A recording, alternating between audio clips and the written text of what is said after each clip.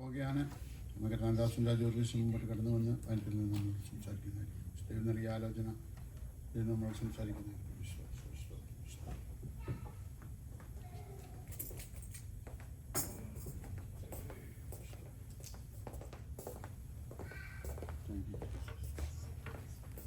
Price the lord. കാഴ്ചവട്ടത്തിൻ്റെ ഒന്നാം ദിവസം ആലയത്തിൽ കടന്നു വന്ന് നമുക്ക് ഒരുമിച്ച് ദൈവത്തെ മഹത്വപ്പെടുത്തുവാനും ദൈവത്തെ ആരാധിപ്പാനൊക്കെ ദൈവം നൽകിയ സവാസ്യത്തിനായി നന്ദിയുള്ള ഹൃദയത്തോടുകൂടെ ഞാൻ ദൈവത്തെ സ്തുതിക്കുന്നു. നമ്മുടെ ദൈവത്തിൽ നല്ലവനായി, എത്ര വിശ്വസ്തനായി, വാക്കുമാറാത്ത ദൈവമായി നമ്മോട് കൂടിയിരുന്ന് ഓരോ ദിവസവും നമ്മളെ നടത്തുന്നു. നമ്മുടെ ദൈവം അത്ഭുതങ്ങളുടെ ദൈവമാണ്. നമ്മൾ ഇന്ന് തന്നെ കൂടി വന്നതായ സമയം മുതൽ ദൈവത്തിൻ്റെതായ ഓരോ പ്രവൃത്തികളെയും ദൈവത്തിൻ്റെ അത്ഭുത പ്രവൃത്തികളെക്കുറിച്ചുള്ളതായ ഓരോ കാര്യങ്ങൾ നമുക്ക് ശ്രവിക്കുവാനായിട്ടിടയായിത്തീർന്നു. പൗലോസിൻ്റെതായ വിഷയത്തിലൊക്കെ ആണെങ്കിലും നമ്മൾ കേട്ടു, അവിടെയൊക്കെയും ദൈവത്തിൻ്റെതായ അത്ഭുതം. ഹല്ലേലൂയ. നമ്മുടെ ദൈവം അത്ഭുതങ്ങളുടെ ദൈവമാണ്. ഹല്ലേലൂയ. എങ്ങനെ ദൈവം നമ്മുടെ ജീവിതത്തിൽ അത്ഭുതം പ്രവർത്തിക്കും? നമ്മൾ ഡിക്ലെയർ ചെയ്യണം നമ്മൾ ആരാണെന്നുള്ള കാര്യം. ദൈവവചനത്തിൽ നമ്മൾ വിശ്വസിക്കണം. എങ്കിലോ ശേഷം സംഗീതത്തിൽ കൂടിയൊക്കെ ദൈവം നമ്മളോട് സംസാരിച്ച ഒടുവിലായിട്ട് നമ്മൾ കേട്ടത് പ്രവാചകനായ എലീശയിൽ കൂടെ ദൈവത്തിൻ്റെ മഹത്വം വെളിപ്പെട്ടു. എങ്ങനെ എങ്കിൽ സാധാരണക്കാരനായിരിക്കുന്ന മനുഷ്യനായ എലീശ, ആയിരുന്നായ എലീശ, അല്ലെങ്കിൽ ഒരു സാധാരണ കൃഷിക്കാരനായിരുന്ന എലീശ, ഇന്നത്തെ രീതിയിൽ നോക്കിക്കഴിഞ്ഞ് കഴിഞ്ഞാൽ പലരും ക്രിട്ടിസൈസ് ചെയ്യാൻ വേണ്ടി നോക്കി നടക്കുക. അവൻ അല്ലെങ്കിൽ ഇങ്ങനെയല്ലായിരുന്നോ, അങ്ങനെയല്ലായിരുന്നോ. പക്ഷെ എന്നുണ്ടെങ്കിൽ ദൈവത്തിൻ്റെ ശക്തി ആ ഒരു വ്യക്തിയിലേക്ക് പകരുമ്പോൾ, ആ ദൈവത്തിൻ്റെ ആത്മാവിൻ്റെ ശക്തി ഒരു വ്യക്തിയിലേക്ക് പകരുമ്പോൾ അവൻ്റെ അവസ്ഥകളെല്ലാം മാറുന്നു. കഴിഞ്ഞ വെള്ളിയാഴ്ചയാണോ അത് മീൻസ് ഇന്നലെയാണോ ഓർക്കുന്നില്ല, ഞാൻ ഏർലി മോർണിംഗിൽ എഴുന്നേറ്റ് കഴിഞ്ഞപ്പോഴത്തേക്ക് പെട്ടെന്ന് ഞാൻ ഈ ടെലിഫോണിൽ ബൈബിളിൻ്റെ ആപ്പ് കിടപ്പുണ്ട്. പെട്ടെന്നുണ്ടെങ്കിൽ ഞാനത് ഉപയോഗിക്കാറില്ല, വളരെ റെയറായിട്ട് മാത്രമേ. പക്ഷേ ഏർലി മോർണിംഗിൽ എഴുന്നേറ്റ് നോക്കിക്കഴിഞ്ഞപ്പോഴത്തേക്ക് പെട്ടെന്ന് ടെലിഫോൺ നോക്കിക്കഴിഞ്ഞപ്പോഴത്തേക്ക് പ്രാർത്ഥിക്കാൻ വേണ്ടി ഇരുന്ന് കഴിഞ്ഞപ്പോഴത്തേക്ക് പെട്ടെന്ന് ഒരു എൻ്റെ അതിനകത്തൊരു ആപ്പ് തുറന്ന് കിടക്കുന്നു ബൈബിളിൻ്റെ. ഞാനെടുത്ത് വായിച്ചു കഴിഞ്ഞപ്പോഴത്തേക്കാണ് ഇങ്ങനെ നമ്മൾ പറഞ്ഞ പോലെ എവിടെ ഈ പുറപ്പാട് ദിവസം അതിൻ്റെ 14-ാം അധ്യായത്തിൻ്റെ 1-ാം വാക്യം, 1, 2, 3 വാക്യങ്ങൾ അവിടെ കിടക്കുന്നു. യഹോവ പിന്നെ മോശയോട് കൽപ്പിച്ചത് എന്തെന്നാൽ, നിങ്ങൾ തിരിഞ്ഞ മിഗ്ദോലിനും കടലിനും മധ്യേ ബാൽസെഫോന് സമീപമുള്ള പീഹഹിരോത്തിനരികെ പാളയമിറങ്ങണം. മതി. ആ ഒരു ഭാഗവും അതിൻ്റെ താഴോട്ടുള്ള ഭാഗങ്ങളും അങ്ങനെ തുറന്ന് ഒരു 3-4 വാക്യം അവിടെ തുറന്ന് കിടക്കുന്നു. ഞാനത് വായിച്ചതിന് ശേഷം പിന്നീട് ദൈവത്തിൻ്റെ ആത്മാവ് എനിക്ക് മനസ്സിലാക്കി തന്ന കാര്യം, ഞാനിത് എൻ്റെ സബ്ജക്റ്റല്ല, ഞാനെന്ത് അതൊന്ന് പറയുന്നത് മാത്രമേ ഉള്ളൂ. അവിടെ പറയുന്ന ഒരു കാര്യം, എന്തുകൊണ്ട് അല്ലെങ്കിൽ നമുക്ക് മനസ്സിലാക്കാൻ പറ്റുന്ന കാര്യം, എന്തുകൊണ്ട് അവരെവിടെയാ യഹോവ അവരോട് പറയുക, എവിടെയാണ് ഈ ഇവർ ലാൻഡ് ചെയ്യേണ്ടത് അല്ലെങ്കിൽ ഇവർ കൂടാരം എടുത്തേക്കുന്നത്? മിഗ്ദോലിനും കടലിനും മധ്യേ ബാൽസെഫോന് സമീപത്തുള്ള പീഹഹിരോത്തിനരികെ പാളയമിറങ്ങണം. ദൈവം അവരോട് പറയുന്നത് നിങ്ങൾ ആ പർട്ടിക്കുലർ ആയിട്ടുള്ള ഈ സ്ഥലത്ത്. അപ്പോൾ അവിടെ എന്ന് പറയുമ്പോഴത്തേക്ക് അതായത് അവർക്ക് മുന്നോട്ട് വഴിയില്ല, പുറകോട്ട് വഴിയില്ല, ഒന്നും, എല്ലാ വഴികളും അടഞ്ഞു കിടക്കുന്നതായ ഒരു സാഹചര്യം. അപ്പോൾ യഹോവയാണ് പറയുന്നത് അവരോട്, നിങ്ങൾ അവിടെ ആ പർട്ടിക്കുലർ ആയിട്ടുള്ള, അതായത് മുന്നിലും വഴിയില്ല പുറകിലും വഴിയില്ല എന്ന് പറയുന്ന അവിടെ തന്നെ പാളയം ഇറങ്ങാനായിട്ട് ദൈവം അവരോട് പറയുക. അപ്പം മാനുഷികമായ രീതിയിൽ നമ്മൾ പലപ്പോഴും നമ്മളിപ്പം ദൈവവചനം വായിക്കുമ്പോൾ മനസ്സിലാവും, മാനുഷികമായ രീതിയിൽ നമ്മുടെ മുമ്പിൽ അല്ലെങ്കിൽ ചില വിഷയങ്ങളുടെ മുഖത്ത് അല്ലെങ്കിൽ അനേകരും അല്ലെങ്കിൽ നമ്മളെ കേൾക്കുന്ന പലരും മുഖത്ത് മീൻസ് അവരായിരിക്കുന്ന ഇടങ്ങളിൽ മുന്നോട്ടും പുറകോട്ടും വഴിയില്ല. പക്ഷെ എന്നുണ്ടെങ്കിൽ ഇവിടെ എന്ത് പറയുന്നു? ഇവിടെ ഇസ്രായേൽ മക്കൾ അവിടെ പിറുപിറുക്കുന്നു. പക്ഷെ നമുക്ക് ദൈവം ആഗ്രഹിക്കാത്ത ഒരു കാര്യമാണത് നടക്കുന്നത്. നമ്മുടെ ജീവിതത്തിൽ പ്രത്യേകം മനസ്സിലാക്കണം, നമ്മുടെ അറിവില്ലായ്മയുടെ സമയത്ത് ഒരുപക്ഷെ നടക്കുന്ന നമ്മൾ പിറുപിറുത്തേക്കാം. അല്ലെങ്കിൽ ഞാൻ എൻ്റെ കാര്യം തന്നെ പറഞ്ഞാൽ വിഷയങ്ങളുടെ മുഖത്ത് ഞാനും അപ്രകാരം ക്വസ്റ്റ്യനൊക്കെ ചോദിച്ചിട്ടുണ്ട്. വായ് എന്തുകൊണ്ട് എൻ്റെ ജീവിതത്തിൽ ഇങ്ങനെയൊക്കെ സംഭവിക്കുന്നു അല്ലെ സംഭവിച്ചു എന്നുള്ള രീതിയിലൊക്കെ അറിവില്ലായ്മയുടെ കാലത്ത് ഞാനും സംസാരിച്ചിട്ടുണ്ട്. എങ്കിലും എന്നാൽ നമ്മൾ മനസ്സിലാക്കണം, നമ്മൾ ആ പെറുപെറുക്കുന്ന ഗ്രൂപ്പിലാകരുത്. ദൈവം നമുക്ക് വേണ്ടി, അല്ലെങ്കിൽ ദൈവം നമ്മളോട് ആ ഒരു പർട്ടിക്കുലറായിട്ടുള്ള ആ പീഹറോത്തിൻ്റെ അടുത്ത് നമ്മൾ പാളയം ഇറങ്ങാനായിട്ട് ദൈവം പറഞ്ഞിട്ടുണ്ടെന്നുണ്ടെങ്കിൽ, ദൈവം നമ്മളെ അവിടെ കൊണ്ട് ആക്കിയിട്ടുണ്ടെങ്കിൽ, ദൈവത്തിന് നമ്മളെക്കുറിച്ചുള്ളൊരു ഗ്രേറ്റ് പ്ലാൻ അവിടെ ഉണ്ടെന്നുള്ള കാര്യം നമ്മൾ മനസ്സിലാക്കണം. നമ്മുടെ മുമ്പിൽ വഴികളൊന്നുമില്ലാന്ന് നമ്മൾ, അത് മാനുഷികം, എങ്കിലോ അത് മാനുഷികമായ രീതിയിൽ അപ്രകാരം മുന്നോട്ട് വഴിയൊന്നുമില്ല. ഇതെല്ലാം നമ്മൾ ജഡപ്രകാരമാണ് ചിന്തിക്കുന്നത്, അല്ലെങ്കിൽ ജഡപ്രകാരമാണ് നമ്മൾ ക്വസ്റ്റ്യനൊക്കെ ചോദിക്കുന്നത്. എന്തുകൊണ്ട്, അല്ലെങ്കിൽ എങ്ങനെ ഇത് സംഭവിക്കുന്നു, അല്ലെങ്കിൽ നമ്മൾ വേറെ റൂട്ടൊക്കെ പറഞ്ഞു കൊടുക്കും ദൈവത്തിന്. അല്ല, വേറെ വഴിയില്ലായിരുന്നു, വേറെ വഴിയൊക്കെ ഉണ്ടെന്നേ, ശരിയല്ലേ? ഇസ്രായേൽ മക്കൾക്ക് പോകാനായിട്ട് വേറെ വഴിയില്ലായിരുന്നു കാനാൻ നാട്ടിലേക്ക്. അവിടെ വഴിയൊക്കെ ഉണ്ട്. പിന്നെ എന്തുകൊണ്ട് ഈ വഴിയിൽ കൂടെ, അല്ലെങ്കിൽ ഈ പർട്ടിക്കുലർ ആയിട്ടുള്ള ഈ സ്ഥലത്ത് വന്ന് ലാൻഡ് ചെയ്യാനായിട്ട് ദൈവം പറഞ്ഞു? എനിക്കില്ലോ ഒരു കാര്യം മനസ്സിലാക്കുക, ദൈവത്തിൻ്റെ പ്ലാനുകളും പദ്ധതികളും ഒന്നും നമ്മുടെ ചിന്തയിൽ നമ്മൾ ചിന്തിക്കുന്നത് പോലെയോ അല്ലെങ്കിൽ നമ്മൾ നിരൂപിക്കുന്നത് പോലെയോ ഒന്നുമല്ല. ദൈവത്തിൻ്റെ മക്കളെക്കുറിച്ചുള്ളതായ പ്ലാനും, അല്ലെങ്കിൽ ദൈവം സകലതും മുൻകൂട്ടി അറിയുന്ന ദൈവം. എന്തിനു വേണ്ടി? എനിക്കില്ലോ ദൈവത്തിൻ്റെ പ്ലാൻ അവിടെ ആ ജനത്തെ കാണിക്കണം, മറ്റുള്ളവർ തിരിച്ചറിയണം. ഇവിടെ ഈ പർട്ടിക്കുലർ ആയിട്ടുള്ളതായ ആ സ്ഥലത്ത് വന്ന് അവരവിടെ കൂടാരം അടിച്ചിരിക്കുമ്പോൾ അവരുടെ ശത്രുവായിരുന്ന, അല്ലെങ്കിൽ ഇത്രയും നാൾ അവരെ ദണ്ഡിപ്പിച്ചിരുന്നായ ഈ ഫറവോന് അറിയണം, അവർക്ക് മുന്നോട്ട് വഴിയില്ല, അവർക്ക് പുറകോട്ട് പോകാൻ വഴിയില്ല. അവരവിടെ സ്റ്റക്കായിരിക്കുന്നുള്ള കാര്യം ആരറിയണം? ഈ ഫറവോൻ അറിയണം. അത് ദൈവത്തിൻ്റെ പ്ലാനാ. ഈ ഫറവോൻ അറിഞ്ഞാൽ മാത്രമേ അവൻ അവിടുന്ന് പുറപ്പെടുകയുള്ളൂ. അവൻ അവിടുന്ന് പുറപ്പെടണം. ഇത് വല്ലതും സാധാരണ രീതിയിൽ ഒരു മനുഷ്യന് മനസ്സിലാക്കാൻ പറ്റുന്ന കാര്യമാണോ? നമ്മൾ, അല്ലെങ്കിൽ മാനുഷികമായ രീതിയിൽ നമ്മൾ ചിന്തിച്ചു കഴിഞ്ഞാൽ നമുക്ക് മനസ്സിലാകുമോ? ഇല്ല. പക്ഷെ എന്നുണ്ടെങ്കിൽ ഒരു ദൈവം ഇതിൽ എപ്പോഴും മനസ്സിലാക്കേണ്ട, മറിച്ച് നമ്മൾ സാധാരണ പറയുന്ന പോലെ നമ്മൾ ചിന്തിക്കുന്നതിനപ്പുറത്ത്, even though we are not seeing, he is working. നമ്മുടെ വിഷയങ്ങളുടെ മുഖത്ത്, നമ്മുടെ പ്രതിസന്ധികളുടെ മുഖത്ത്, നമ്മുടെ ആവശ്യങ്ങളുടെ മുഖത്ത്, ഒരു ദൈവവൈതലിൻ്റെ ആവശ്യത്തിൻ്റെ മുഖത്ത്, വാഗ്ദത്തമുള്ളതായ ദൈവത്തിൻ്റെ മക്കളുടെ പേർക്ക് ദൈവം അവരുടെ ദൈവത്തിൻ്റെ പ്രവൃത്തി വെളിപ്പെടുത്തുക തന്നെ ചെയ്യും. ഫറവോനും സൈന്യമൊക്കെ എന്ത് സംഭവിച്ചു? അവർ ഇങ്ങോട്ട് വളരെ ആവേശത്തോടുകൂടെ, എങ്ങനെയാണ് വരുന്നത്? വളരെ സെലക്റ്റഡ് ആയിട്ടുള്ളതായ 600 രഥങ്ങളൊക്കെ ഒരുക്കിയാണ് ഫറവോൻ വരുന്നത്. നല്ല സെലക്റ്റഡ് ആയിട്ടുള്ളത്. ഓക്കെ, അങ്ങനെ ഒരുക്കിയിട്ടുള്ള ഈ 600 രഥമൊക്കെ ആയിട്ട് ഫറവോനും സൈന്യം വളരെ എൻജോയ് ചെയ്ത് ഇവരെ ഇവിടെ വെച്ച് അങ്ങ് തീർക്കണം എന്ന് ശത്രു പ്ലാൻ ചെയ്ത് വന്നു കഴിയുമ്പോൾ അവിടെയാണ് ദൈവത്തിൻ്റെ പ്രവൃത്തി നടക്കുവാനായിട്ട് പോകുന്നത്. ഒരു കാര്യം കൂടെ ഞാൻ മനസ്സിലാക്കുന്നു, ഞാൻ എൻ്റെ മനസ്സിലേക്ക് ഇവിടെ ഇരുന്നപ്പം പെട്ടെന്ന് എൻ്റെ മനസ്സിലേക്ക് വന്നത്, എങ്കിലോ അവിടെയാണ് ഈ വടിയുടെ ശക്തി. ഈ വടിയെക്കുറിച്ച് ഒന്നൊന്ന് മനസ്സിലാക്കിക്കേ. ഈ വടി എവിടെ കിടക്കുമായിരുന്നു? അല്ല, ഈ മോശയുടെ കൈ വന്ന ഈ വടി എവിടുന്നായിരുന്നു? അവന് ആടിനെ മേയിച്ചോണ്ടത് എവിടുന്നോ ഒരു കമ്പ് പെറുക്കി എടുത്തതാണെന്നേ. എവിടുന്നോ ഒരു കമ്പ് പെറുക്കി എടുത്ത, ഇതിന് വലിയൊരു ഒരു ഒരു ഒരു പുകഴാനായിട്ടൊന്നും ഒന്നുമില്ല.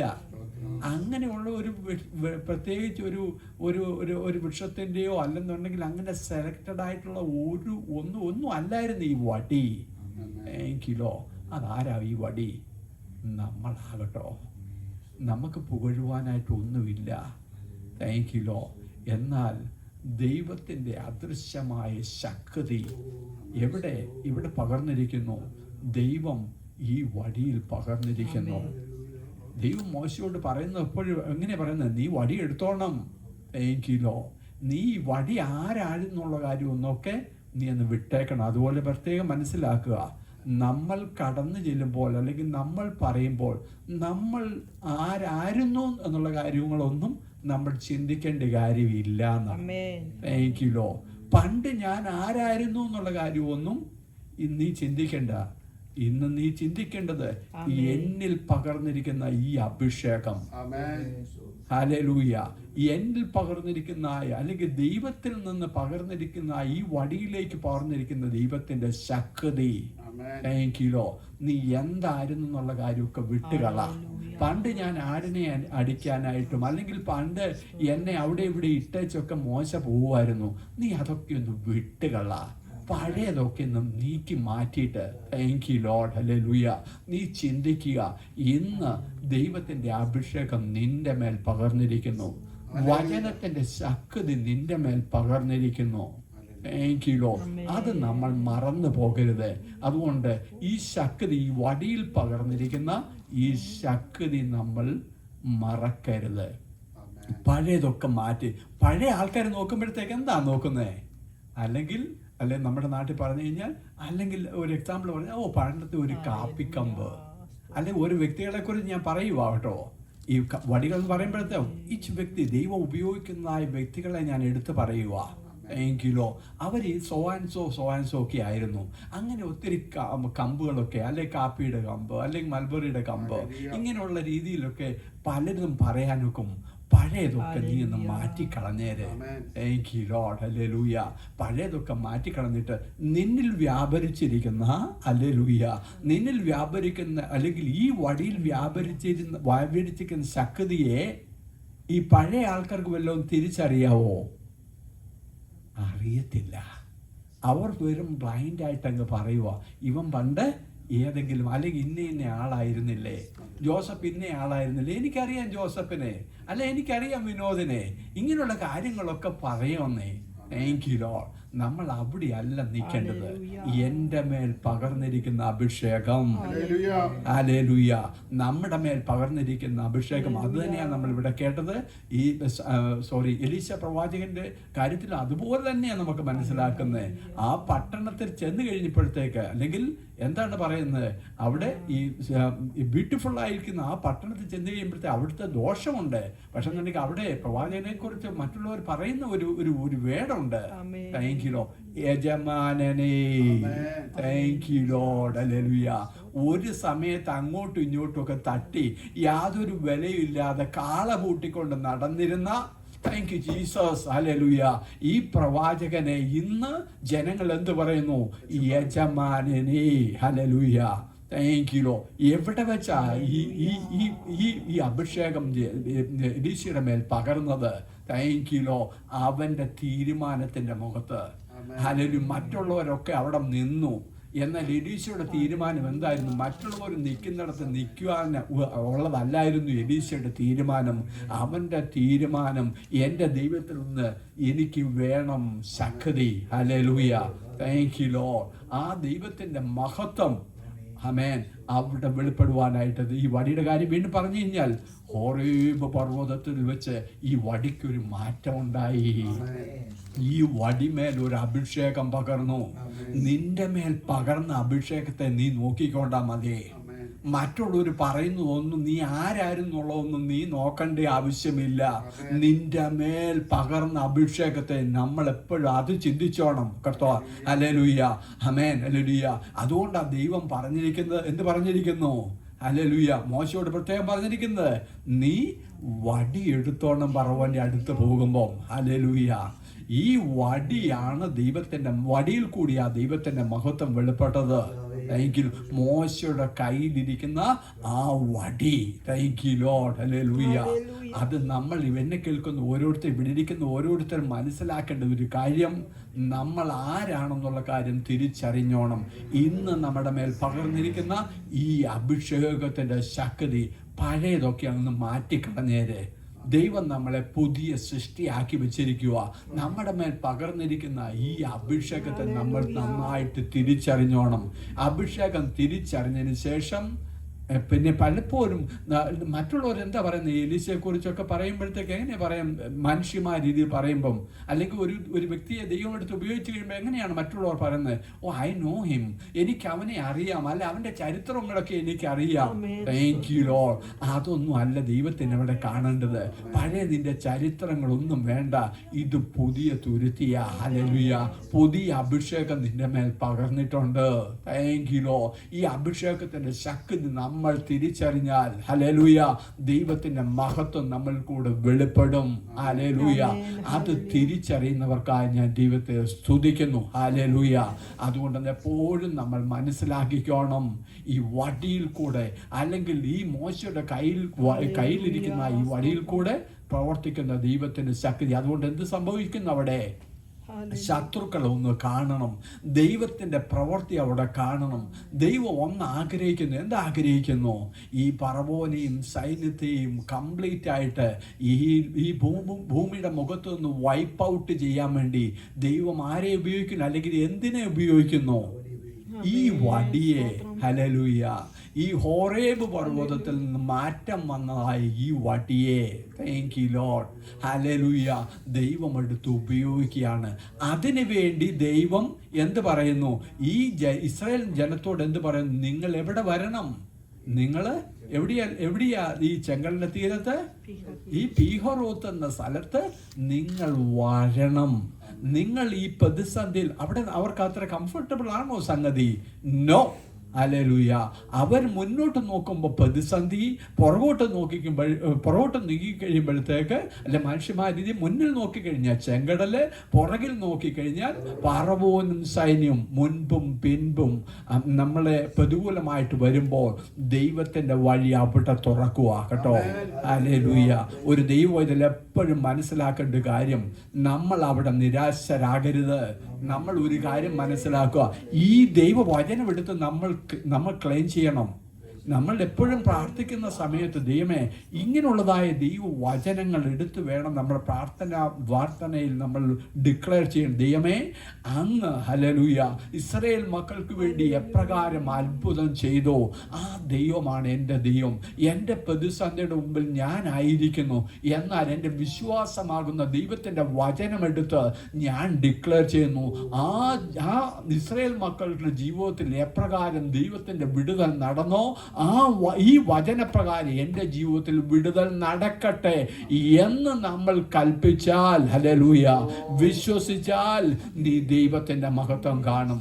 അതുകൊണ്ട് നമ്മൾ ജസ്റ്റ് അവിടെ കിടന്ന് മുറവിളിക്കുകയോ അല്ലെങ്കിൽ ദുഃഖിക്കുകയോ അല്ല നമ്മൾ വേണ്ടത്. ദൈവവചനം എടുത്ത് പറയുക. ദൈവവചനം എന്താണ്? ദൈവത്തിൻ്റെ വാമൊഴിയാണ്. അത് ദൈവത്തിൻ്റെ എന്താണ്? നിയമമാണ്. നിയമപ്രകാരം നമ്മൾ പ്രാർത്ഥിക്കണം. Thank you Lord. എൻ്റെ വിഷയം വേറെ ലെവലിലേക്ക് പോകാനായിട്ട് ഞാൻ ആഗ്രഹിക്കുന്നില്ല. ഹല്ലേലൂയ. അനേക തോട്ടുകൾ എൻ്റെ മനസ്സിലേക്ക് കടന്നു വരുന്നു. ഹല്ലേലൂയ. നമ്മൾ അതുകൊണ്ട് മനസ്സിലാക്കുക, ദൈവവചനപ്രകാരം നമ്മൾ ക്ലെയിം ചെയ്യുക. ദൈവവചനമെടുത്ത് നമ്മൾ ക്ലെയിം ചെയ്യുക. ദൈവത്തിൻ്റെ മഹത്വം അവിടെ എന്തായി തീർന്നു? ഹല്ലേലൂയ. എന്ത് സംഭവിച്ചു പറവോനും സൈന്യത്തിനും? ആ ചെങ്കടലിൽ അത്ര ശ്രേഷ്ഠമായിട്ടുള്ളതായ ആ രഥത്തിന്, അന്ന് പറവോൻ വളരെ ശ്രേഷ്ഠമായിട്ടുള്ള അനേക രഥങ്ങളുണ്ടായിരുന്നു പറവോന്. പക്ഷെ എന്നുണ്ടെങ്കിൽ അതിലും ഏറ്റവും സൂപ്പർ നല്ല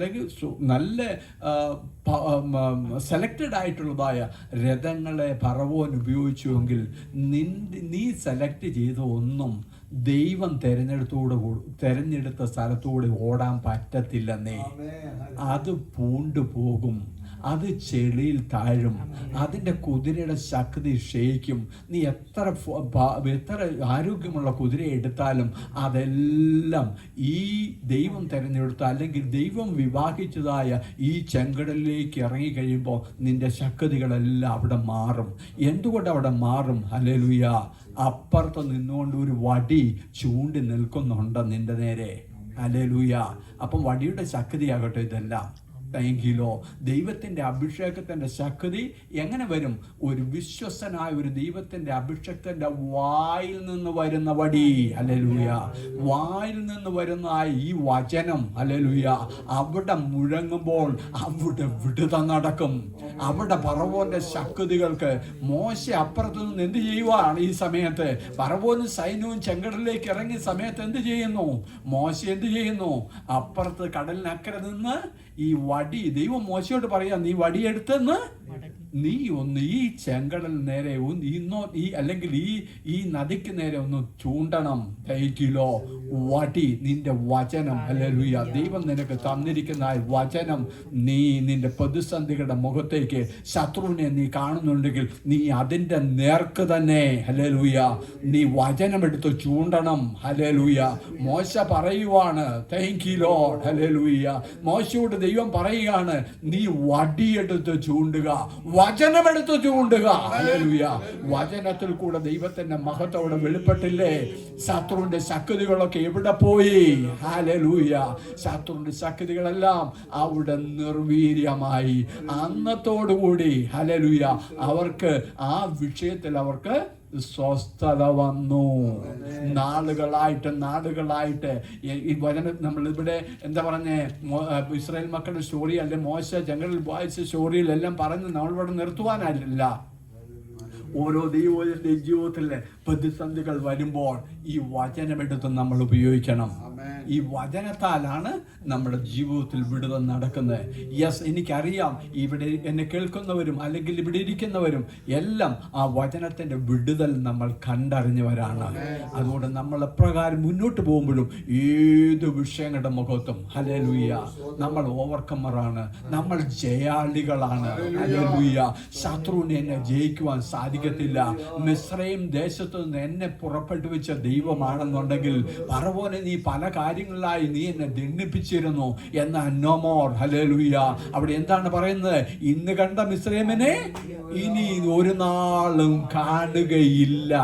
ഡിക്ലെയർ ചെയ്യണം. ഹല്ലേലൂയ. ഞാനിനി ആ മിസ്രയീമിനെ ഒരു നാളും കാണത്തില്ല. എന്തുകൊണ്ടെന്നാൽ ആ ഫറവോനെ എന്നേക്കുമായി എൻ്റെ മുമ്പിൽ നിന്ന് ദൈവം മാറ്റിയിരിക്കുന്നു. ഹല്ലേലൂയ. അതുകൊണ്ടാണ് പ്രതിസന്ധികളുടെ മുമ്പിലായിരിക്കുമ്പോഴും അവിടെ നമുക്ക് വേണ്ടി ഇറങ്ങി വരുന്ന ദൈവത്തിന്റെ ശക്തി നമ്മൾ തിരിച്ചറിയണം. നമ്മൾക്ക് ലഭിച്ചിരിക്കുന്ന, അവിടെ മോശ എന്ത് ചെയ്യുന്നു? മോശ അവിടെ കിടന്ന്, മലയാളത്തിൽ എഴുതിയിരിക്കുമ്പോൾ അവിടെ മുറവിളിക്കുന്ന പറഞ്ഞേക്കുന്നേ. ഹല്ലേലൂയ. എന്ത്? ഈ വചനമാകുന്ന വടി വെച്ചുകൊണ്ട് നമ്മൾ മുറവിളിക്കാനല്ല ദൈവം പറഞ്ഞേക്കുന്നത്. ദൈവം വന്നിട്ട് മോശയോട് ചോദിക്കുന്നത്, നീ എന്തേ മുറവിളിക്കുന്നു? ഹല്ലേലൂയ. യെസ്, എന്നെ കേൾക്കുന്ന ആ ദൈവത്തിന്റെ പൈതൽ, നീ മുറവിളിക്കുവാനായിട്ടല്ല ദൈവം നിന്നെ കുറിച്ച് ആഗ്രഹിക്കുന്നത്. പ്രശ്നങ്ങളുടെ മുഖത്ത് നീ കരയുവാനായിട്ടല്ല ദൈവം നിന്നെ കുറിച്ച് ആഗ്രഹിക്കുന്നത്. താങ്കിലോ, നീ വചനമാകുന്ന വടിയെടുത്ത് നിന്റെ പ്രശ്നത്തിന്റെ മേൽ ചൂണ്ടിയാൽ ദൈവത്തിന്റെ മഹത്വം ഏത് പ്രതിസന്ധിയായിരുന്നാലും, എത്ര ശക്തിയുള്ളതായ ഫറവോനായിരുന്നാലും, എത്ര കുതിരകളും എത്ര രഥങ്ങളും നിന്റെ മേൽ വന്നാലും, അതിന്റെ മധ്യത്തിൽ നിനക്ക് വേണ്ടി അത്ഭുതം ചെയ്യുന്ന ദൈവത്തെയാണ് നമ്മൾ വിളിച്ചപേക്ഷിക്കുന്നത്. അല്ലെങ്കിൽ നമ്മൾ ആദ്യമേ പാടി, ഹല്ലേലൂയ, നമ്മൾക്ക് ഈ യോഗ്യതകളൊക്കെ എങ്ങനെയാണ് സംഭവിച്ചത്?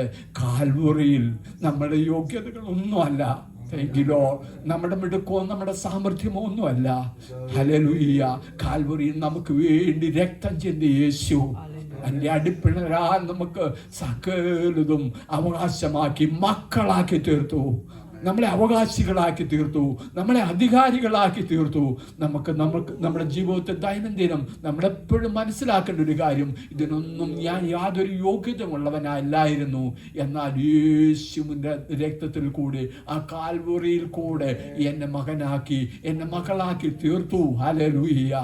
ഇസ്രായേൽ മക്കൾക്കും അവർക്കും പറയാനായിട്ടുള്ളത്, അവരുടേതായ ജീവിതത്തിൽ അവർ നോക്കുമ്പോൾ ഈ ദൈവത്താൽ യഹോവയാൽ തിരഞ്ഞെടുക്കപ്പെട്ട ജനം, നമ്മളും അപ്രകാരം തന്നെ യേശു നമ്മളെയും തെരഞ്ഞെടുത്ത് ഭാഗ്യവശാൽ വേറെ രീതി പറഞ്ഞു കഴിഞ്ഞാൽ എന്ത് സംഭവിക്കുക, അല്ലെങ്കിൽ രൂത്ത് പറയുന്ന പോലെ, അല്ലെങ്കിൽ രൂത്ത് പറയുന്ന പോലെ ഭാഗ്യവശാൽ ഈ ബോവസിന്റെ വയലിൽ വരുവാൻ ദൈവം നമ്മളെ യോഗ്യരാക്കി തീർത്തു.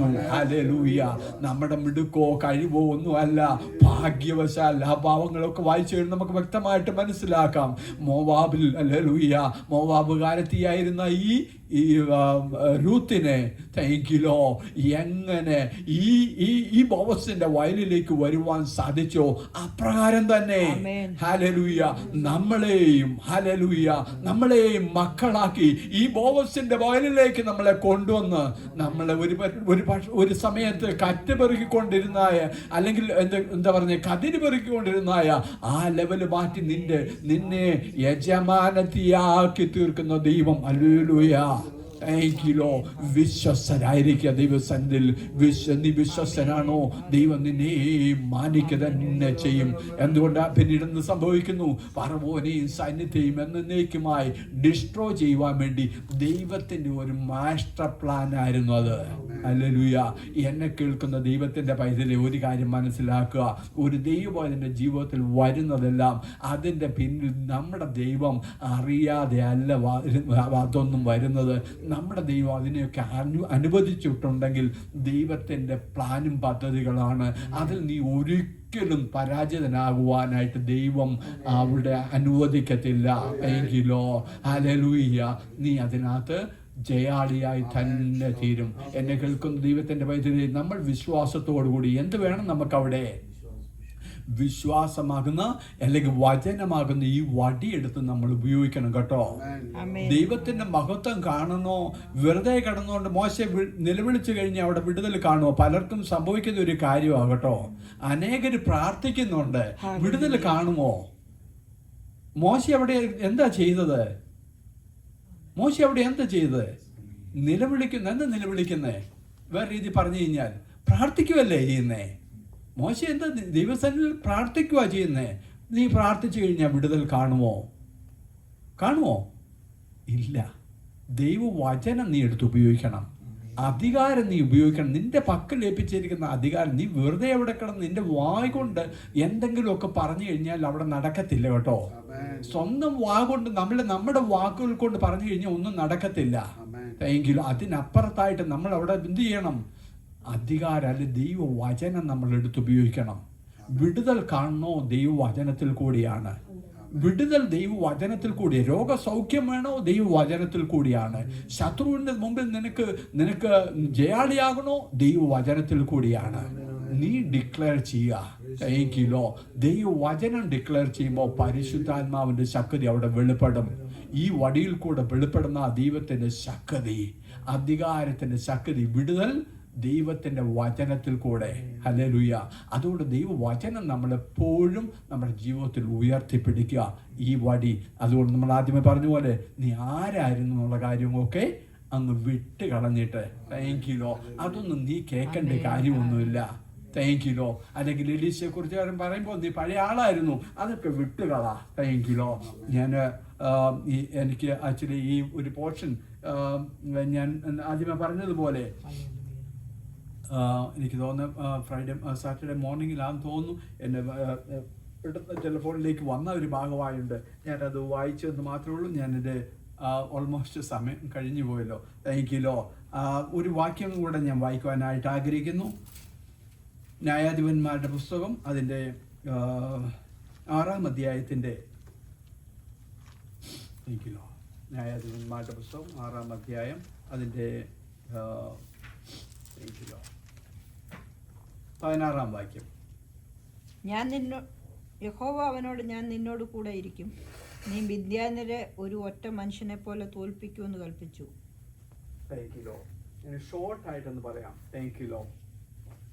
നമുക്ക് എല്ലാവർക്കും അറിയാവുന്ന ഭാഗങ്ങളൊക്കെ ആണല്ലോ ഇത്. അവിടെ ആരോടെ സംസാരിക്കുന്നത്?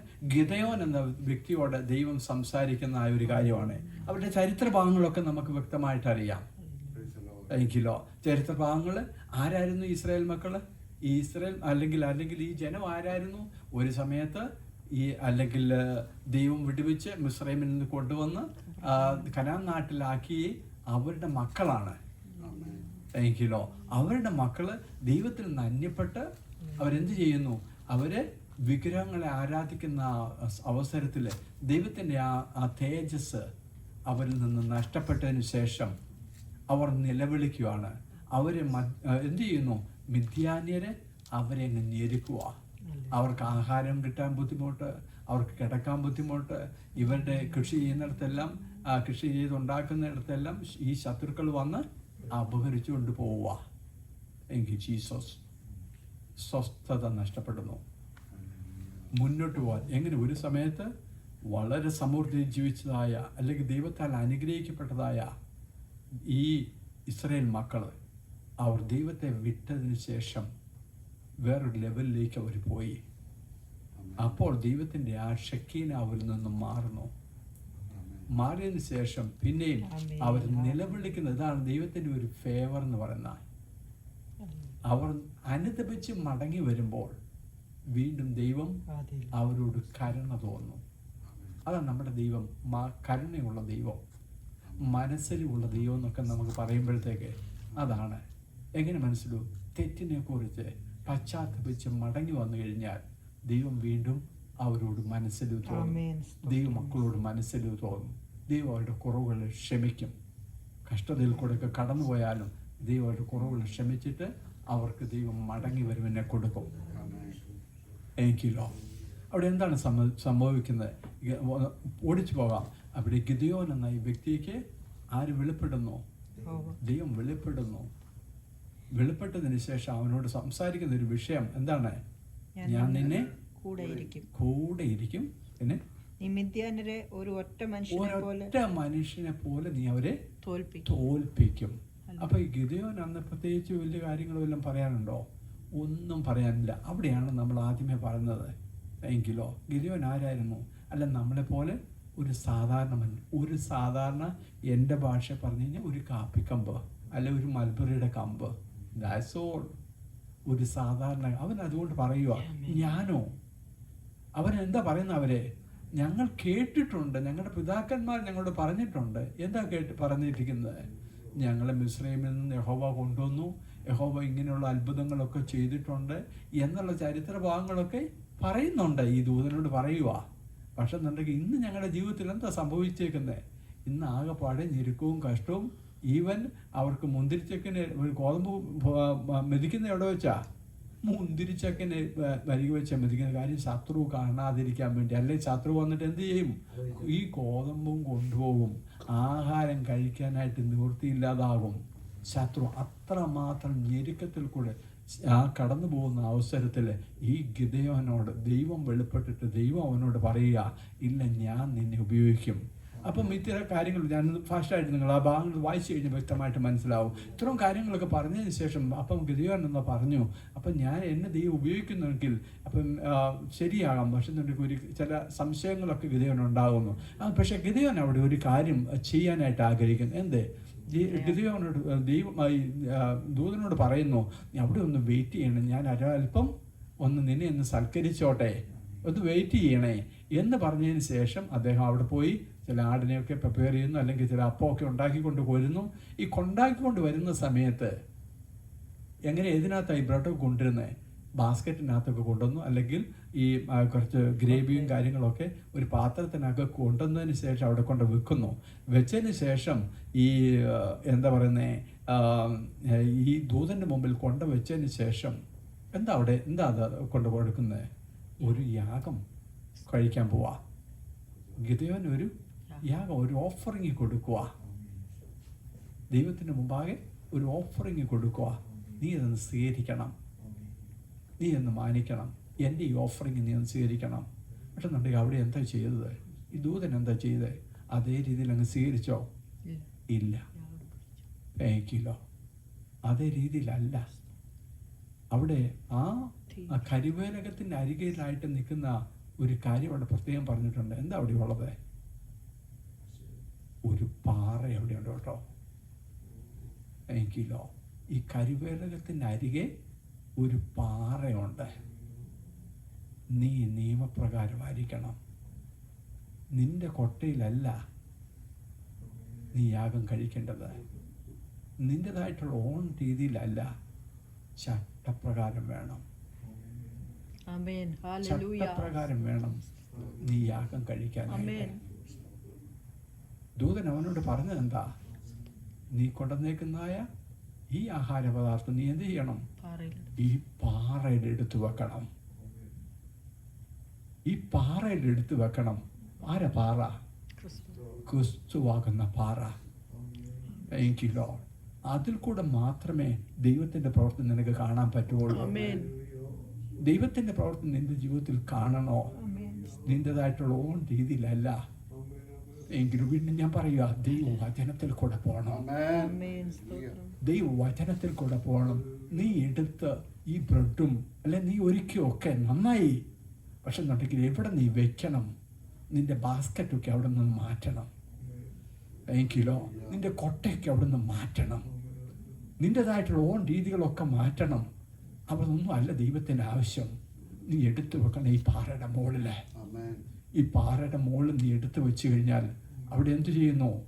അവിടെയാണ് ഈ പരിശുദ്ധാത്മാവിൻ്റെ ഒരു ടച്ച് അവിടെ വരുന്നത്. ഈ പരിശുദ്ധാത്മാവിൻ്റെ ടച്ച് അവിടെ വന്നു കഴിയും. പിന്നീട് എന്താ സംഭവിക്കുന്നത്? നിമിഷ നേരം കൊണ്ട് അത് കൺസ്യൂമായതോടെ തീയിറങ്ങുന്നു. അപ്പോഴാണ് ഗിദെയോൻ ഒരു കാര്യം മനസ്സിലാകുന്നത്. ഗിദെയോൻ ഭയപ്പെട്ടു പോയി. ഗിദെയോൻ അവിടെ ഭയപ്പെട്ടു പോയി. എന്ത് സംഭവിക്കുന്നു? അവിടെ തീ ഇറങ്ങി കഴിയുമ്പോൾ ഗിദെയോൻ ഭയപ്പെട്ടു. ഗിദെയോൻ വിചാരിച്ചു ഞാനിപ്പോൾ മരിച്ചു പോകുമെന്നൊക്കെ വിചാരിക്കും. പക്ഷെ എന്നുണ്ടെങ്കിൽ നിന്നെ അങ്ങനെയൊന്നും നശിപ്പിക്കാനായിട്ടൊന്നും അല്ലെന്നേ. ദൈവത്തിന്റെ പ്ലാന്, ദൈവത്തിന്റെ പദ്ധതി നിന്നിൽ കൂടെ വെളിപ്പെടുത്തുവാനായിട്ടാണ് ദൈവം ആഗ്രഹിക്കുന്നത്. അതുകൊണ്ട് നീ വെക്കേണ്ടടുത്ത് ഈ എടുത്ത് നീ വെക്കണം. തൈകിലോ നിന്റേതായ രീതിയിൽ കുറച്ച് നീ അല്ലെങ്കിൽ ബാസ്ക്കറ്റ് എന്നൊക്കെ പറയുമ്പോഴത്തെ ഇച്ചിലൂടെ ഒരു അലങ്കാര ഭാഷയിലൊക്കെ പറയുന്നു. തൈകിലോ നിന്റെ അലങ്കാരങ്ങളൊന്നും, നിന്റെ ജഡമെല്ലാം അവിടുന്ന് മാറ്റണം. നിന്റേതായിട്ടുള്ളത് എല്ലാം അവിടുന്ന് മാറ്റിയിട്ട് ഈ പാറമേൽ വെക്കണം. താങ്കിലോ ക്രിസ്തുവാകുന്ന പാറമേൽ, അല്ലെങ്കിൽ ഈ വചനം നീ എടുത്ത് ഉപയോഗിക്കണം. താങ്കിലോ ആ വചനത്തിൽ കൂടിയാണ് അവിടെ ഇറങ്ങുന്നത്. ബാക്കി കാര്യങ്ങളൊക്കെ നമുക്ക് പ്രത്യേകിച്ച് സമയം ഓൾമോസ്റ്റ് കടന്നുപോയല്ലോ. ബാക്കി കാര്യങ്ങളൊക്കെ വ്യക്തമായിട്ട് അവിടെ എഴുതിയിരിക്കുന്നു. താങ്കിലോ പിന്നീട് എന്താണ് സംഭവിക്കുന്നത്? ഗിദെയോൻ പല ആൾക്കാരെയൊക്കെ തിരഞ്ഞെടുക്കുന്നു, വലിയൊരു കൂട്ടത്തെയൊക്കെ തിരഞ്ഞെടുക്കുന്നു. ദൈവം അവരോട് പറയുന്നത് എന്താ? ഈ ഗിദെയോനോട് പറയുന്നത് എന്താണ്? അതിൻ്റെ ഒന്നും ആവശ്യമില്ല. കാര്യം എന്താണ്? ഈ പാറമേലാണ്, പാറയിൽ കൂടിയാണ് നിനക്ക് ശക്തി വരുന്നത്. എങ്കിലോ അതുകൊണ്ട് എന്ത് പറയും ജനങ്ങള്? ഈ 20,000 ആൾക്കാരൊക്കെ നിന്റെ കൂട്ടത്തിൽ നിന്ന് കഴിഞ്ഞാൽ ജനങ്ങൾ എന്ത് പറയും? ഞങ്ങളുടെ ശക്തിയാൽ ഞങ്ങൾ ജയിച്ചു. അതിൻ്റെ ഒന്നും ആവശ്യമില്ല. ഒരു ദൈവത്തിന്റെ ജീവിതത്തിൽ എപ്പോഴും അത് മനസ്സിലാക്കിക്കണം. Humble yourself. ഹല്ലേലൂയ. താഴ്മയോടുകൂടി ആയിരിക്കുക, താഴ്മയോടുകൂടി ആയിരിക്കുക. അതാണ് ദൈവം ആഗ്രഹിക്കുന്നത്. നിന്റെ ശക്തിയല്ല. വീണ്ടും പിന്നെ എന്ത് ചെയ്യുന്നു? പിന്നെ ഒരു വലിയൊരു കൂട്ടമുണ്ട്. ആദ്യമേ ഗിദെയോൻ പറയുന്നത്, അല്ലെങ്കിൽ നിങ്ങളിൽ അല്ലെങ്കിൽ ഭയമുള്ളവരൊക്കെ പൊക്കോളാൻ പറയുന്നു. കുറെ ആൾക്കാരൊക്കെ പോയി. പിന്നെ ശേഷിക്കുന്നു കുറച്ച് 10,000-20,000 ആൾക്കാരോട് ശേഷിക്കുന്നു. അതിനുശേഷം വീണ്ടും ദൈവം പറയാണ്, ഇതിൻ്റെ ഒന്നും ആവശ്യമില്ല. ഞാനൊരു കാര്യം, ഞാനൊരു സെലക്ഷൻ നടത്താം. അവരെ പിന്നെ എന്ത് ചെയ്യുന്നു? നമുക്ക് ചരിത്ര ഭാഗങ്ങൾ അറിയാം. അവരുടെ കടൽ നദീതീരത്തേക്ക് കൊണ്ടുവന്നതിന് ശേഷം അവരെ ഒന്ന് മുട്ടുകുത്തിച്ചു. ഹല്ലേലൂയ. ദൈവം തിരഞ്ഞെടുക്കേണ്ടതിനൊക്കെ ഒന്ന് മുട്ടുകുത്തിക്കും കേട്ടോ. ഹല്ലേലൂയ. ദൈവം തിരഞ്ഞെടുത്തതാണോ നിന്നെ? നീ മുട്ടുകുത്തിയിരിക്കും. മുട്ടുകുത്തിയനെ നീ ദൈവം തിരഞ്ഞെടുക്കും. ഹല്ലേലൂയ. നീ എങ്ങനെയല്ല മറ്റുള്ളവർ നോക്കി കഴിയുമ്പോഴത്തേക്ക് എന്താന്ന് പറയുന്നത്? നീവനാണ്ട് പട്ടിയെ പോലെ വെള്ളം കുടിക്കുന്നു. ഹല്ലേലൂയ. നിന്നെയാണ് ദൈവം തിരഞ്ഞെടുത്തേക്കുന്നത്. നായെപ്പോലെ വെള്ളം കുടിക്കുന്നവനെയാണ് ദൈവം തിരഞ്ഞെടുത്തത്. നീ മുട്ടുകുത്തിയോ ദൈവം നിന്നെ മാനിക്കുക തന്നെ ചെയ്യും. ദൈവത്തിന്റെ മുമ്പാകെ നീ നിന്നെ സമർപ്പിക്കുന്നു, ദൈവം നിന്നെ തെരഞ്ഞെടുത്തിരിക്കും. എന്തിനു വേണ്ടി? ദൈവനാമ മഹത്വത്തിനായിട്ട് ദൈവം നിന്നെ തെരഞ്ഞെടുത്തിരിക്കുന്നു. ഹല്ലേലൂയ. അനേകർ അവിടെ ഉണ്ടായിരുന്നു. അനേകർ യുദ്ധത്തിനായിട്ട് കടന്നു വന്നു. അവരെ എല്ലാം മാറ്റി നിർത്തിയതിനു ശേഷം മുട്ടുമടക്കിയവനെ തെരഞ്ഞെടുക്കുന്ന ദൈവം. ഹല്ലേലൂയ. മറ്റുള്ളവർ പരിഹസിക്കും. അവനാണ്ട് ഈ നായെപ്പോലെ വെള്ളം കുടിക്കുന്നു. നമ്മുടെ മാനുഷികമായ രീതിയിൽ വല്ലവർക്കും ഇഷ്ടപ്പെടുവോ? തനിക്ക് ഇഷ്ടപ്പെടത്തില്ല. അവനെ തിരഞ്ഞെടുക്കുന്നതാണ് ദൈവത്തിൻ്റെ വഴികൾ. ഹല്ലേലൂയ. മനുഷ്യൻ തള്ളിയതിനെ തിരഞ്ഞെടുക്കുന്ന ദൈവം. ഹല്ലേലൂയ. അവരിൽ കൂടെ ദൈവത്തിൻ്റെ പ്രവർത്തി വെളിപ്പെട്ടു. വീണ്ടും ആ ഭാഗത്തേക്ക് വീണ്ടും പോയി കഴിഞ്ഞാൽ പിന്നെ അടുത്ത എന്താണ് നടക്കുന്നത്? ഹല്ലേലൂയ. അവരിൽ കൂടിയാണ് അവരെ ദൈവം ഉപയോഗിക്കുന്നത്. അവർ വാളെടുത്ത് വെട്ടാനായിട്ടായിരുന്നോ? അല്ല. അവരുടെ പക്കൽ എന്ത് കൊടുക്കുന്നു? അവരുടെ പക്കൽ കുടവും കാഹളവും ഒക്കെ കൊടുക്കുന്നു. താങ്ക്യൂ. പന്തമൊക്കെ കൊടുക്കുന്നു. ഹല്ലേലൂയ. പന്തവും കുടവും കാഹളവും ഒക്കെ കൊടുത്തിട്ട് അവരിൽ കൂടെ ദൈവത്തിൻ്റെ പിന്നെയും ഗിദെയോനോട് ദൈവം പറയുന്നതാണ്, നീ എന്ത് ചെയ്യണം? ആ ശത്രുക്കളുടെ പാളയത്തിലേക്ക് നീ ഒന്ന് ഇറങ്ങി ചെല്ലണം. ഹല്ലേലൂയ. നീ ഇറങ്ങി ചെന്നതിന് നിനക്ക് വിശ്വാസം വരണം. എങ്കിലോ നിന്നോട് ഞാൻ പറഞ്ഞു കഴിഞ്ഞാൽ നിനക്ക് ഇച്ചിരി വിശ്വാസമൊക്കെ കുറവായിരിക്കും. ഹല്ലേലൂയ. ദൈവം നമ്മളോട് ദൈവവചനത്തിൽ കൂടെ പറയുമ്പോഴത്തേക്ക് നമുക്ക് കേൾക്കാനായിട്ട് വിശ്വസിക്കാനായിട്ട് ബുദ്ധിമുട്ടുള്ളവരോട് ദൈവം പറയും, നീ ശത്രുക്കളുടെ മുമ്പാകെ നീ ഒന്ന് ഇറങ്ങിച്ചെല്ല്. അവരുടെ സംസാരം നിനക്ക് കേൾക്കാൻ പറ്റും. നീ ആരാണെന്നും നിന്റെ ദൈവം ആരാണെന്നുള്ള കാര്യം. ഹല്ലേലൂയ. ദൈവം ഗിദെയോനെ എങ്ങോട്ട് അയച്ചു? ശത്രുപാളയത്തിലേക്ക് അയച്ചതിന് ശേഷം അവരുടെ ശത്രുക്കൾ തന്നെ സംസാരിക്കുകയാണ്. എങ്കിലോ അവര് സ്വപ്നം കണ്ട കാര്യങ്ങളൊക്കെ ശത്രുക്കൾ അങ്ങോട്ടും ഇങ്ങോട്ടും സംസാരിക്കുന്നു. എന്ത് സംസാരിക്കുന്നു? ഇസ്രായേലിന്റെ ദൈവം അവിടെ അത്ഭുതം ചെയ്തിരിക്കുന്നു, നമ്മൾക്ക് ഇവിടെ നിൽക്കുവാനായിട്ട് സാധിക്കത്തില്ല. ഗിദെയോന് കാര്യം കൺഫേം ആയി. ഹല്ലേലൂയ. ഗിദെയോൻ കാര്യം പിടികിട്ടി. ഗിദെയോൻ പിന്നെ എന്ത് ചെയ്യുന്നു? ആ ദൈവം ആ പറഞ്ഞതായ വാക്കും പ്രകാരം ഈ 300 പേരോട് കൂടെ വലിയൊരു ജനം അവിടെ ഉണ്ടായിരുന്നപ്പോൾ ഈ 300 പേരോടുകൂടെ, അല്ലെങ്കിൽ മനുഷ്യരാൽ തള്ളപ്പെട്ടതായ ഈ 300 പേരെ ദൈവം തിരഞ്ഞെടുത്തതായ അല്ലെങ്കിൽ മുട്ടുകുത്തിയതായ ഈ 300 പേരോടുകൂടെ ഗിദെയോൻ ഇറങ്ങിച്ചെല്ലുന്നു. ദൈവത്തിന്റെ മഹത്വം അവിടെ വെളിപ്പെടുന്നു. നമ്മൾ ഈ കാര്യങ്ങളിലൊക്കെ ഈ ദൈവവചനത്തിൽ കൂടെ പോകുമ്പോൾ എനിക്കറിയാം നിങ്ങൾ ആരും ഈ സ്റ്റോറിയിലല്ല നിൽക്കേണ്ടത്. താങ്ക്യൂ. ഹല്ലേലൂയ. ദൈവത്തിന്റെ പ്രവൃത്തിയാണ് നമ്മൾ മനസ്സിലാക്കേണ്ടത്. മുട്ടുകുത്തിയാൽ ദൈവസന്നിധിയിൽ താഴ്ന്ന ആദ്യം എന്ത് വേണം? യാഗം കഴിക്കണം. താങ്ക്യൂ. യാഗം എങ്ങനെ കഴിക്കണം? ചട്ടപ്രകാരം വേണം. താങ്ക്യൂ. യാഗപീഠം അല്ലെങ്കിൽ അവിടെ പാറയുടെ മുകളിൽ നീ വെക്കണം. താങ്ക്യൂ. നിന്റേതായ ബാസ്ക്കറ്റുകളൊക്കെ അല്ലെങ്കിൽ നിന്റേതായ പാത്രങ്ങളൊക്കെ അവിടെ വലിയ ഈ ഗിദെയോന്റെ പാത്രം വല്ലതും ദൈവം അവിടെ ഉപയോഗിച്ചോ? ഒരു പാത്രം അവിടെ ഉപയോഗിച്ചില്ല. അദ്ദേഹം കൊണ്ടുവന്ന ഈ ഗ്രേവി അല്ലെങ്കിൽ ഈ ചാറൊക്കെ എന്ത് ചെയ്യാനാ പറഞ്ഞേക്കുന്നത്? നീ അതിൻ്റെ മുകളിൽ ഈ പാറയുടെ മുകളിൽ ഈ ബ്രെഡൊക്കെ വെച്ചിട്ട് അതിൻ്റെ മുകളിൽ നീ ഒഴിച്ചിട്ട് ഈ പാത്രമൊക്കെ നിന്റെ പാത്രമൊക്കെ അങ്ങ് എടുത്ത് മാറ്റിയേര്. അതിലൊന്നും വേണ്ട. താങ്ക്യൂ. അതൊക്കെ അവിടെ ഉണ്ടെന്നുണ്ടെങ്കിൽ എന്ത് പറ്റും? നിനക്ക് ദൈവത്തിന്റെ തീ ഇറങ്ങാനായിട്ട് തടസ്സം നിൽക്കും. പലപ്പോഴും പലരും മനസ്സിലാക്കുക, എടുത്തു മാറ്റേണ്ടതിന് എടുത്തു മാറ്റിയാൽ മാത്രമേ ദൈവത്തിന്റെ പ്രവൃത്തി വെളിപ്പെടുകയുള്ളൂ. നമ്മൾ മാറ്റേണ്ടത് അല്ലെങ്കിൽ അത് എന്താണ്? പാത്രം നമ്മുടേതായിട്ടുള്ള നേച്ചറുകള്. താങ്ക്യൂ. നമ്മുടേതായ സ്വഭാവങ്ങള്. താങ്ക്യൂ. അതെല്ലാം അവിടുന്ന് എടുത്തു മാറ്റണം കേട്ടോ. ദൈവത്തിന് പ്രവർത്തിക്കുവാൻ തടസ്സമായിട്ടുള്ള നമ്മുടേതായ നേച്ചറുകൾ അതെല്ലാം എടുത്തു മാറ്റണം. താങ്ക്യൂ. ആമേൻ. മാറ്റിയതിനു ശേഷം ഈ പാറ അന്ന് വരെ അവിടെ ആ സമയം വരെ അവിടെ ഈ പാറയെക്കുറിച്ച് പറയുന്നില്ല. അവിടെ പാറയെക്കുറിച്ച് പറയുന്ന ഈ ദൂതൻ അവിടെ പ്രത്യേകിച്ച് പറയുന്ന ഈ കരിവേലകത്തിന്റെ അരികിൽ നിൽക്കുന്ന ഈ പാറയെക്കുറിച്ച് ദൂതൻ പറയുക. താങ്ക്യൂ. ഈ ദൂതൻ വരുന്നുണ്ടെങ്കിൽ അവിടെ പാറയുമുണ്ട്. Thank you Jesus. ഹല്ലേലൂയ. അവിടെ നിന്റെ വിടുതലും ഉണ്ട്. അവിടെ നീ ദൈവത്തിന്റെ മഹത്വം കാണുകയും ചെയ്യും. ഹല്ലേലൂയ.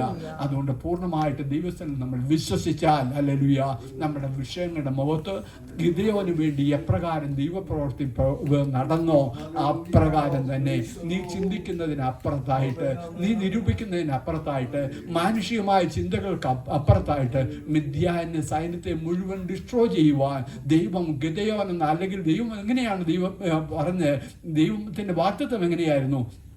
6-ാം അധ്യായത്തിന്റെ 16-ാം വാക്യം നമ്മൾ എങ്ങനെയാ വായിച്ചത്? നീ മിദ്യാന്യരെ ഒരു മനുഷ്യനെ പോലെ. ഹല്ലേലൂയ. എന്താണ് ഇവിടെ നടന്നത്? നമ്മൾ വീണ്ടും ഒന്ന് ഓർക്കുക. ഒരു മനുഷ്യനെ പോലെ. അല്ല, നിനക്ക് എന്ത് ചരിത്രഭാഗങ്ങൾ നമ്മൾ വീണ്ടും നോക്കിക്കഴിഞ്ഞു കഴിഞ്ഞാൽ അവർക്ക് സ്വസ്ഥതയില്ല വർഷങ്ങളായിട്ട്. ഹല്ലേലൂയ. ഓ താങ്ക് യു ജീസസ്. ഒരു കാര്യം മനസ്സിലാക്കുക, എന്നെ കേൾക്കുന്ന ദൈവത്തിന്റെ പൈതലേ, 1 മിനിറ്റ് കൊണ്ട് നിന്റെ പ്രശ്നങ്ങളെ മാറും. ഹല്ലേലൂയ. ഒരു മനുഷ്യൻ മനുഷ്യനെന്ന് ഒരു മനുഷ്യനെ പോലെ നീ തോപ്പിക്കുന്നെന്ന് ദൈവവചനത്തിൽ അവിടെ എഴുതിയിരിക്കുന്നുവെങ്കിൽ നിന്റെ പ്രശ്നത്തിന് പരിഹാരം 1 മിനിറ്റ് കൊണ്ട് നടക്കുമെന്ന്. Thank you lord. Hallelujah. 1 minute കൊണ്ട്. നീ വിചാരിക്കും ഇത് വളരെ ലോങ് ടൈം എടുക്കും എൻ്റെ പ്രശ്നങ്ങൾക്ക് പരിഹാരം കാണാനെന്ന്. നീ മനസ്സിലാക്കുന്നു ദൈവവചനം പറയുന്നു ക്ഷണത്തിൽ വിടുതൽ നടക്കുമെന്ന്. ഹല്ലേലൂയ. ക്ഷണത്തിൽ നിന്റെ പ്രശ്നങ്ങൾക്ക് വിടുതൽ നടക്കുമെന്ന്.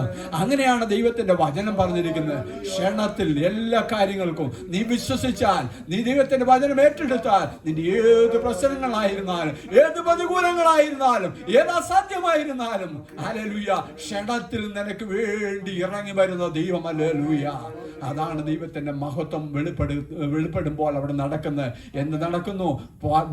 അല്ലെങ്കിൽ ഗിദെയോനോട് ദൈവം പറഞ്ഞതുപോലെ തന്നെ അതേ പ്രവൃത്തി, ഹല്ലേലൂയ, അവിടെ മിദ്യാനയുടെ മുമ്പിൽ ഗിദെയോന് അവിടെ ഡിക്ലെയർ ചെയ്യുവാനായിട്ട് സാധിച്ചു. ദൈവത്തിന്റെ മഹത്വം അവിടെ ഒരു മനുഷ്യനെ പോലെ അവിടെ കാണുവാൻ സാധിച്ചു. ഞാനിവിടെ നിർത്തട്ടെ. Thank you Lord. ദൈവത്തിന്റെ ആത്മാവിന്റെ പ്രവൃത്തി, ദൈവത്തിന്റെ വചനത്തിന്റെ ശക്തി നമ്മൾ ഏറ്റെടുത്താൽ ദൈവ മഹത്വം നമ്മൾ കൂടെ വെളിപ്പെടുക തന്നെ ചെയ്യും. വിശ്വസിക്കുക, നമ്മുടെ റെസ്പോൺസിബിലിറ്റി വിശ്വസിക്കുക. ആരെന്ത് ചെയ്തു അതിനെക്കുറിച്ച് ചില ഭാഗങ്ങളിലൂടെയൊക്കെ പറഞ്ഞു കഴിഞ്ഞാൽ ഗിദെയോൻ ആദ്യമായിട്ട് എന്താണ് അവിടെ ചെയ്തത്? ഗിദെയോൻ ഈ കാര്യങ്ങളൊക്കെ കിട്ടിയതിന് ശേഷം സ്വന്തം അപ്പൻ്റെ യാഗപീഠങ്ങൾ അല്ലെങ്കിൽ അന്യദേവന്മാർക്ക് യാഗം കഴിക്കുന്നതായ ആ യാഗപീഠത്തെ എല്ലാം എന്ത് ചെയ്തു? ഈ ഗിദെയോൻ അവിടെ ഒന്ന് ഇടിച്ചു കളയണം. അഭിഷേകം കിട്ടിയ നീ എന്ത് ചെയ്യണം? നിനക്കെതിരായിട്ട് അല്ലെങ്കിൽ ദൈവത്തിനെതിരായിട്ട് നിൽക്കുന്നതിനെ നീ ഇടിച്ചു കളയണം. അത് ആരുടേതായിക്കോട്ടെ, നിന്റെ അപ്പൻ്റെതാണെങ്കിലും, ഹല്ലേലൂയ, നീ ഇടിച്ചു കളയേണ്ടതിനെ നീ ഇടിച്ചു കളയണം. അവിടെ പ്രത്യേകിച്ച് ഒരു കാര്യമുണ്ട്. ഞാൻ പ്രത്യേകം നോട്ട് ചെയ്തൊരു കാര്യം ആ ഭാഗം വായിച്ചു കഴിഞ്ഞപ്പോഴത്തേക്ക് ദൈവത്തിൻ്റെ ആത്മാവ് എനിക്ക് മനസ്സിലാക്കി തരുന്നത്, അവിടെ എന്നിട്ട് എന്ത് ചെയ്യണം? നിന്റെ അപ്പൻ്റെ കാള, ഒരു കാളയെ ഇവിടെ സെലക്ട് ചെയ്തിരിക്കുന്നത്. എന്താ കാളയുടെ പ്രത്യേകത? അത് ഒരു പ്രത്യേകത ഇവിടെ പറഞ്ഞിട്ടുണ്ട്. എനിക്കൊന്ന് 7 വയസ്സോ അല്ലെങ്കിൽ ഇളയ കാളയെ കൊണ്ടുവരണം. അപ്പം ഒന്ന് മനസ്സിലാക്കിക്കേ, ഈ കാളയെ പോലും അറിയുന്ന ദൈവം നമ്മളൊന്ന് മനസ്സിലാക്കി. പിന്നെയാണോ നമ്മളെ തള്ളിക്കളയുന്ന ദൈവം?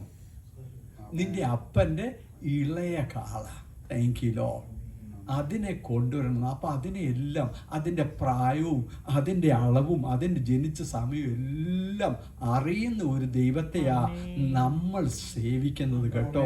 നമ്മൾ ചിന്തിക്കുന്നതിനപ്പുറത്തായിട്ട്, നമ്മൾക്കറിയാൻ മേലാത്തതിനപ്പുറത്തായിട്ട്, താങ്ക് യു ലോ, സകലതും അറിയുന്ന ഒരു ദൈവത്തെയാണ് നമ്മൾ ആരാധിക്കുന്നത്. ആ ദൈവമാണ് ഗിദെയോന്റെ ദൈവം. ആ ഗിദെയോന്റെ ദൈവത്തെയാണ് നമ്മൾ ആരാധിക്കുന്നത്. ആ ഗിദെയോന് വേണ്ടി അത്ഭുതം ചെയ്ത ദൈവമാണ് നമ്മുടെ ദൈവം. Thank you Lord. ആ ദൈവത്തിൻ്റെ മഹത്വം നമ്മൾ കൂടെ വെളിപ്പെടട്ടെ എന്ന് പറഞ്ഞുകൊണ്ട് ഞാൻ എൻ്റെ വാക്കുകളെ വിളിച്ചു.